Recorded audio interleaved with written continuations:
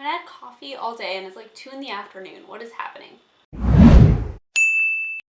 Today I'm going to talk about palettes that I'm getting rid of. These are ones that I just don't use anymore, or that I didn't like the formula, or that I no longer support the brand. I only have, I think, 5 palettes that I'm getting rid of, and I just want to go over them with you, why I'm getting rid of them, and so on. I will be donating these palettes to Project Beauty Share, which is a company based out of Spokane, Washington. They've worked really closely with the Tayla before, if you don't know who they are, but they donate gently used makeup and feminine hygiene products, and just in general hygiene products, shampoo, conditioner, stuff like that, to domestic violence shelters and to other women in need. And it's a really, really cool program. I think while stuff like makeup can seem a little bit superficial, and the Tayla's talked about this before, you're right, that's maybe not the most important thing they need in that situation. However, I feel like a lot of times it's the little things like that that can bring you out of a bad place and just make you feel like you're okay again. If you're able to, you know, put on your favorite color lipstick again, it can just bring back a sense of normalcy and just make you feel like yourself again. And I think that's something that is really important, along with, you know, basic necessities. So anyways, that's where I'll be donating these palettes. First up is this little Revlon quad. This is the Revlon Color Stay quad. It's actually pretty good quality, honestly. I haven't used this in a while. And really the only reason I'm getting rid of this is because Revlon is not cruelty free, and I'm only using cruelty-free products now. So that's the main reason why I'm getting rid of this. Also, I just don't reach for this anymore. I honestly don't even remember like when I got this. I'd had it for a while, then when I started to getting into makeup, I started to use it more. This is what I used before I got my first like palette, which was a Coastal Scents palette. This kind of has some fond memories for me, but since it's not cruelty-free and I really don't use it anymore, I am going to give this away. So the next one I want to talk about, it's gonna make me really sad, but I feel like I need to talk about it. This is the Kat Von D Pastel Goth palette. If you've been watching my channel for a while, you know that I actually really love this palette. It's my go-to colorful one, or it has been. The quality in here is really, really nice. The yellow is a little bit chalky, but other than that, super nice. The white is amazing. This was a limited edition palette, and the reason why I'm getting rid of this, and I'm also going to get rid of my Kat Von D Alchemist palette, which again is just a colorful highlight palette. These I'm not as crazy about formula wise, but they are really pretty. I'm getting rid of these two because I'm no longer feel comfortable supporting Kat Von D as a brand, because she recently posted on her Instagram, if you have been living under a rock, that she is not going to be vaccinating her child. And while I think everything else she put on that post was, you know, just about personal choices as a parent, I think she has every right to do, raising her child vegan, having a home birth, all that. That's totally fine, because those are things that are only going to affect her and her family. But not vaccinating your child not only affects your family and your child, but anybody that child comes in contact with, not to mention the thousands of people that will see that post and think it's okay or a good idea, or even more responsible, to not vaccinate their children. This is a huge problem, and it's really only become a problem recently. Celebrities advocating for it is really nothing new. In fact, that's kind of the entire reason why it's a movement. But vaccines are really important for public health and for the health of everybody. I think that there's just a lot of misinformation out there, and I think while these people think that they are doing their research, I don't think they're researching properly and from reliable sources. And so in their mind, not vaccinating is more beneficial to their child than vaccinating. I'm not a scientist, so I'm not going to totally go into it.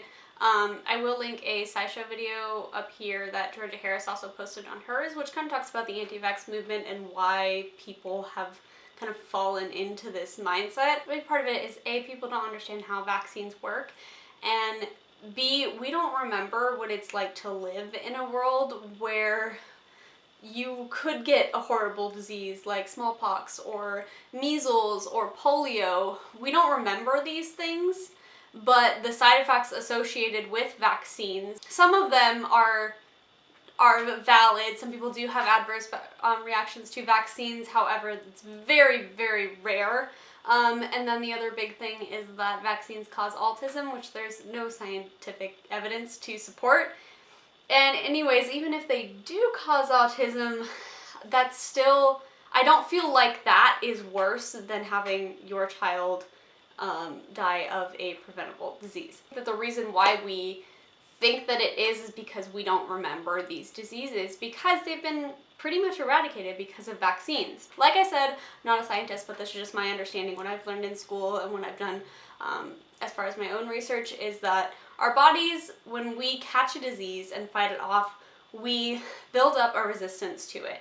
And it's very difficult to catch that same strain of the disease again after we've had it. That's why if you get chickenpox, you're likely to only have chickenpox once. And what a vaccine does is basically mimic that same process that your body would naturally have if you were to catch that disease and fight it off, but it's a way to do it without actually getting you sick. And because people just hear, oh, they're injecting you with the disease, they're just not really understanding how vaccines work. The whole reason they came about is because Edward Jenner noticed milkmaids who had contracted cowpox, which is very similar to smallpox, weren't getting smallpox. And so that's how vaccines came about, and they've been a really good thing for preventing diseases. We've basically eradicated a lot of diseases that used to be a huge problem, and now with the whole anti-vax movement, we're actually seeing a rise in those diseases again. But anyways, I'm rambling. You can do your own research on how vaccines work. More on Kat Von D. I'm not going to be purchasing or featuring her products anymore at all, and like I said, I am going to get rid of these two palettes. And the reason why I'm going to donate these instead of just continuing to use them off camera is because since these are such bright palettes, I don't use these on like an everyday basis, and so if I do a look with them, I'm going to want to post it, and likely it's going to be the focal point of that look, and I don't really want to be supporting her brand like that. I'm not telling everybody to go throw away their Kat Von D products, because I do think that's wasteful, and I think that decision should be up to you. I do have a few more of her products that are a little bit more basic, like a setting powder and stuff like that, that I will continue to use, mostly off camera. You may see it in a tutorial, but I'm not going to feature it in any product reviews or anything like that. So I will continue to use those up, and I just won't be repurchasing them, mostly because they can't be sanitized and donated, and it doesn't make sense to create more waste. I think like the main point of doing this, of not buying her products, is because I just feel kind of not good about using them, and I think it would make me feel better. You know, this may or may not have an effect, I'm not sure, but I think that you can tune out people reaching out to you on the internet or, you know, commenting on your post, but one thing you can't tune out is when your sales go down and when beauty influencers don't want to work with you anymore because of your stance on this. As far as I know, Kat Von D Beauty has not said anything about this, but she is very involved in her brand. She's the face of her brand. So I just don't feel right about supporting them anymore. And I do hope that she educates herself and that she changes her mind, but at this point I don't see that being very likely. I also do want to say a lot of people have been expressing their concern on her Instagram post, which I think is good, and giving information about vaccines. However, I don't think this is cause to be extremely rude or violent, because I have seen some of those. It's just, it's unkind and it's unproductive. I think especially in this instance where I feel like it's mostly a cause of misinformation and not anything with malicious intent. I don't feel like that is right, and I don't think it's going to help anything. Definitely still express your concern or disappointment or give information about vaccines, but please don't be a total dick about it. So anyways, I'm gonna stop talking about this. I'm gonna say goodbye to these palettes, even though I have loved them for a while. I just don't feel right about using them anymore, and I'm gonna give them to a new home. Okay, moving on to lighter subjects. It is like a super gloomy day today. I feel very fall right now, but I'm okay with it because I got to wear like my favorite beanie, which I haven't been able to wear. It was like 80 degrees 2 days ago, and today it's like cloudy and cold and just, yeah, welcome to Western Washington. All right, moving on to our next palette. This is the Carroty Unicorn Dreams palette. This is a really pretty palette. I did a full first impressions on this. If you want to see it, I'll link it in the eye up there. This is a really pretty palette. I do love the colors in here, and the thing is, I just don't reach for this palette for a couple of reasons. I do think the mattes in here are really nice. They are quite easy to blend and pigmented. However, there's really only one matte shade in here that I can't replicate in other palettes, and that's this shade Sky, which is a really, really pretty color. However, I recently got the Jaclyn Hill Morphe palette, and there's a shade kind of similar that I think would give it a similar effect. So I do like the mattes. However, the shimmers I find incredibly difficult to work with. They just, some of them are better than others, but they're just not super like pigmented, and they go on really patchy even if you wet them. Especially if you wet them, actually, they just go on really patchy. You can make them work, but it's just kind of a struggle, and I don't think it's worth it. And I think that there's other affordable palettes on the market. I will say I haven't tried any other Carroty palettes, but I've heard good things about the other ones. So maybe it's just this one that's kind of eh. So I just don't reach for this. I have other palettes that have colors in them, and I don't really feel too sad about parting with this one.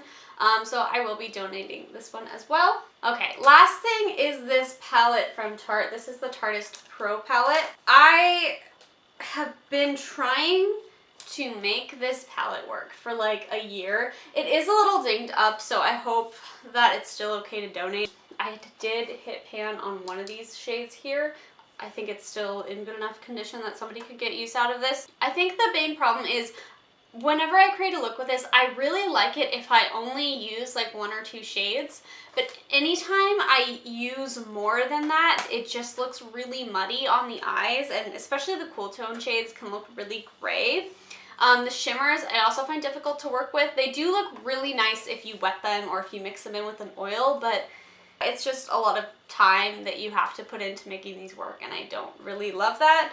They are very pigmented, however they are also super powdery, and I find them pretty difficult to blend. I think that if the colors actually like looked good together on the eyes, if they didn't muddy, I would be okay with that, but since I've never really been able to create a look that I really loved with this palette, I am going to pass on it. I will say this is a very black, which is nice, and I do like obviously this shade here and this shade here. However, I just don't really reach for this anymore. I've tried to make it work time and time again, and it's just not my favorite. I have other things in my collection that I like much better. Okay guys, that wraps up today's video. I hope you enjoyed it, and thank you for listening to me ramble. Those are the palettes that I am getting rid of. Let me know if you want to see more like collection-y type videos. My beauty room studio area is not entirely set up, but I kind of want to do a tour and just show you like my storage and stuff. So let me know if you want to see that in the comments down below. Please give this video a like if you liked it, and hit that subscribe button if you want to see more of my face. Anyways, thank you guys so much for watching, and I will see you again soon.